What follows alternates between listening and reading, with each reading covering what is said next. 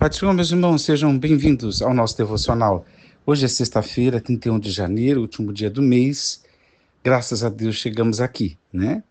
Deus te abençoe. Estamos lendo Hebreus 12, 14. Esforçai-vos para viver em paz com todas as pessoas e em santificação, sem a qual ninguém verá o Senhor. Esse verso é o meu sentimento aqui de fazer um desfecho do que eu vim falando esses últimos 2 dias, a respeito de participação com o outro, de comunhão com o outro, né? Com os irmãos, de evitar as divisões no campo doutrinário, por causa de doutrina, mas principalmente de a divisão ou a cisma como um pecado contra o amor, né, aos irmãos, posto que cada um de nós tem as suas peculiaridades, nós somos diferentes, e que Deus não se importa com isso, isso provém de Deus.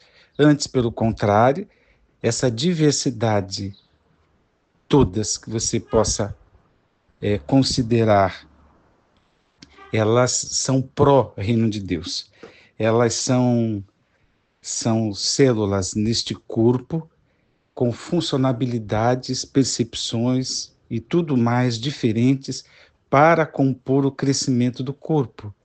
Provém de Deus e deve ser visto assim. Então, o irmão diferente, que fala diferente, com posturas diferentes, não é para eu dizer eu não gosto, eu não participo com ele, eu não me aproximo, eu não me identifico, ele não me representa.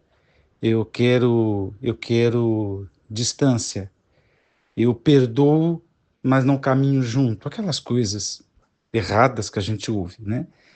Mas aqui o autor da carta aos Hebreus está dizendo: esforçai-vos para viver em paz com todas as pessoas. A maioria dos textos diz: segui a paz com todos, o quanto for possível viver em paz. Então está falando de um esforço, está falando de uma jornada, de uma caminhada, está falando de uma dinâmica.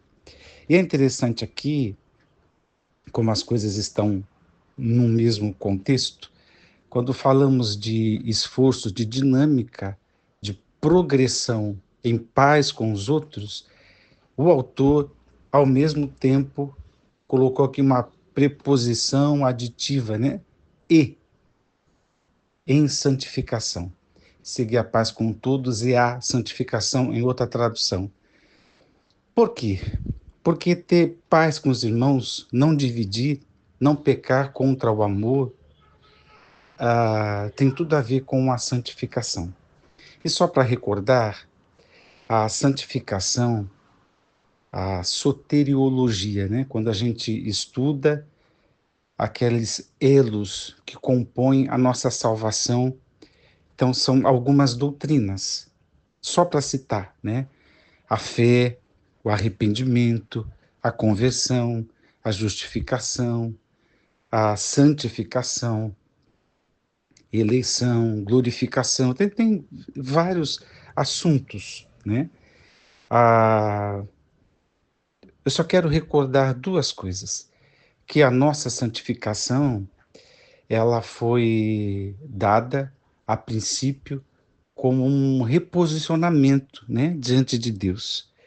Então, é uma condição que foi dada diante do juízo divino, como se Deus pudesse declarar a pessoas condenadas e condenáveis que a pessoa está justificada, que a pessoa está inocente, que a pessoa não deve pagar mais nada. Então, essa justificação feita na cruz e na ressurreição de Jesus Cristo, porque ele morreu e ressuscitou para a nossa justificação, Deus nos posicionou. A partir daquele momento inicial, Deus nos chama de eleitos, de santificados. Assim como Jesus, na sua dinâmica, ele diz: Pai, santifica a mim, né? O que que Jesus está dizendo? Me posiciona, me coloca nesse lugar de exclusividade para a obra que eu estou fazendo. Me separa. Jesus não está falando de uma questão moral, percebe? Porque Jesus não peca. Jesus é Deus. A natureza de Jesus não peca. Jesus não peca, nunca pecou, nunca pecará. Então ele não está dizendo me santifica, né? Me santifica junto a ti. Como quem diz, me livra de pecar, me purifica dos meus pecados. Não. Jesus está falando, me posiciona, né? Me confere a condição de estar só para a missão, ou seja, separado para fazer o que eu tenho que fazer, que era a missão redentora, a cruz do Calvário. Quando somos salvos, nós também somos posicionados, né? Posicionados para seguir, ou seja, como diz aqui o texto, para seguir a paz, seguir a santificação. Então a gente é nos conferido, é nos dado esse título de justificado, de inocente, de santo, né? Mas para seguir.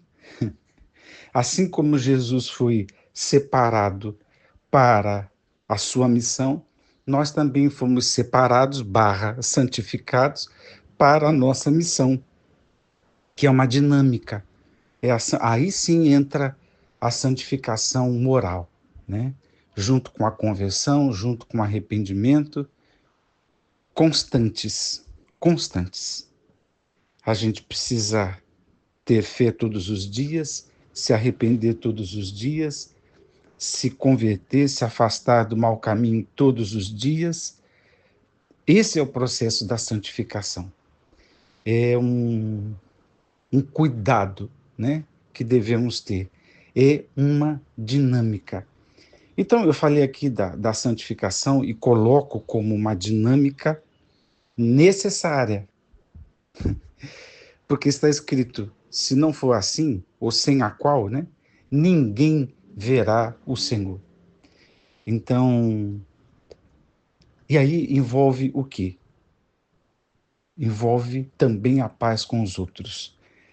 Então, não dividir, como eu venho falando, não participar da vida do irmão, não ter paz com os irmãos, envolve, em última consequência, não ver o Senhor. Dito isso, que Deus nos abençoe. Fechei esse assunto, mas para dizer que estamos numa dinâmica, que a graça do Senhor nos alcançou, o favor do Senhor nos alcançou, nos posicionou como, sabe aquelas corridas, não sei o nome correto, mas tem uma saída e tem uma linha de chegada, não é isso? Nós fomos posicionados numa